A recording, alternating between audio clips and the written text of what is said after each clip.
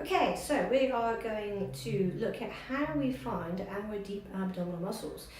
So your deep abdominal muscles are your transversus abdominals, which are also known as your corset muscles, okay, as they sit nice and low, about around about here.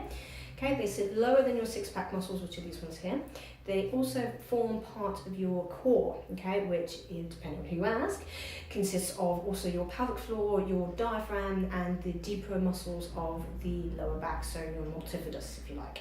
So how do we find our transversus abdominis, our TA, our deep abdominal muscles, powerhouse perhaps if you're a Pilates person?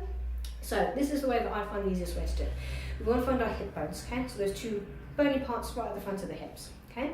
Then we're going to walk the hands into that little dip just before our belly starts to come back out, just in about half an inch to an inch into the hip bones, okay? And then we're going to use two fingers and we're just going to press gently into there.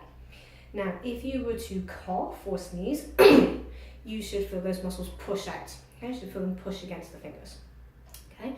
What we want to do is we want to try and draw them in, okay? So we're not pushing and loading into the belly, okay? Especially important for those who have recently had babies, or there's a separation, there's a weakness in the tummy, hernias, that sort of stuff. Also pelvic floor problems, this can be quite handy too.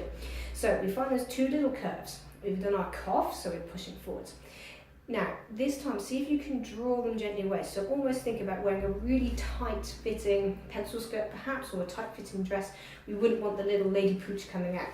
So as we breathe out, think about drawing those tummy muscles in. So as we breathe out, we're going to draw away from our fingers.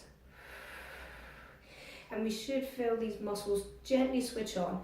If we go nice and low, so below the belly button, there's my belly button. There's one below, there's one hip bone. It's just behind my wrist. Breathe out, and we should feel them gently draw away. Okay, then we challenge this by doing things like lifting a leg. Okay, so we can work on balance. So we're keeping these muscles drawn in and lifting and floating the legs, or we float the arms. So we're not lifting, we're not letting that belly fall forwards.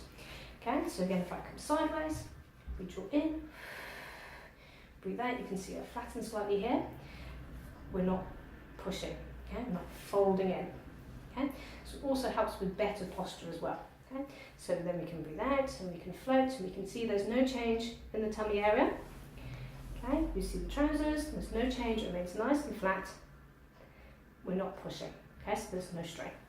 Okay, and then that just transfers down onto the floor when we're doing mat exercises. If you're doing things like your squats, we're drawing in as we do squats.